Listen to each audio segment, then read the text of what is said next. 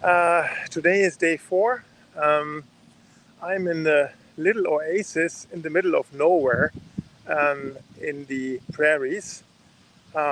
Yesterday it was like super hot.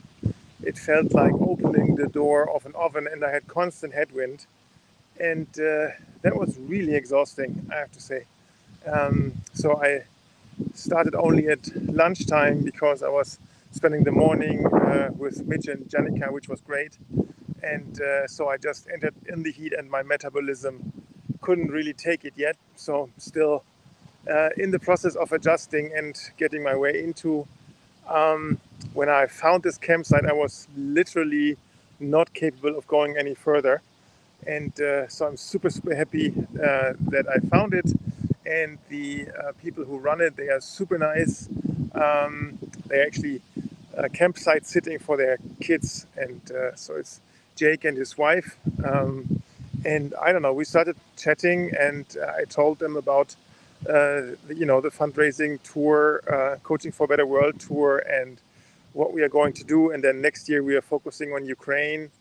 And what I wasn't aware of is that Canada has the largest Ukrainian population outside of Ukraine. And that's not because of the war, that is because of centuries ago, settlers were invited into Canada with farming experience.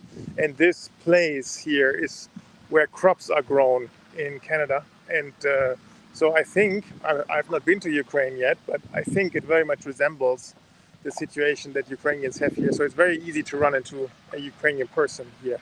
So when I told him about that next year we are starting to support NGOs in Ukraine with coaching and with leadership development, I think he was touched because he has some personal connections there also. And later he just came by when I was setting up my tent, and he spontaneously donated $20 for the cause, which I found was just super sweet and super touching. Speaking of which, this is a fundraising tour.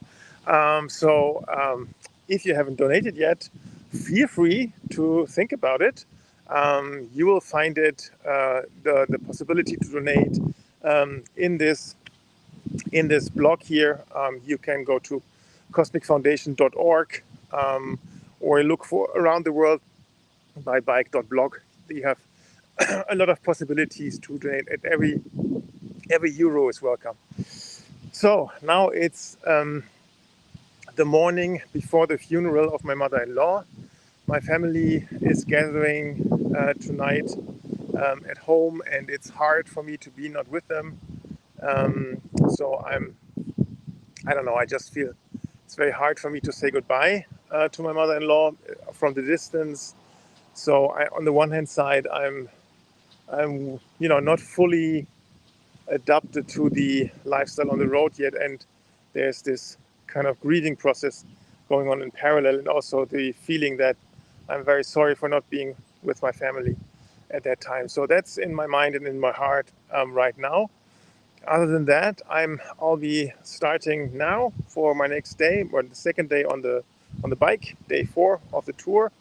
And it's going to be the same like that. I hope for some tailwind, actually. Maybe you can see here, this is the campsite. This, where you see not much over there. Over there, this is the Yellowhead Highway. Maybe you can see the truck.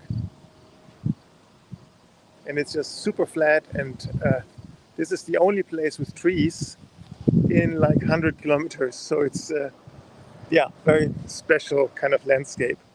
But it is what it is, and I knew what I was setting myself up for. So let's go for it, and I'll keep you posted how things are working out. All right, you stay safe, and you have a great day.